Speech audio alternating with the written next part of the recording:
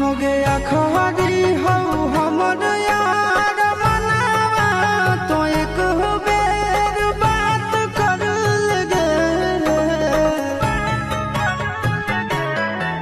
हो गया खरी हो हमर यार मनावा तो एक बेर बात कर लगे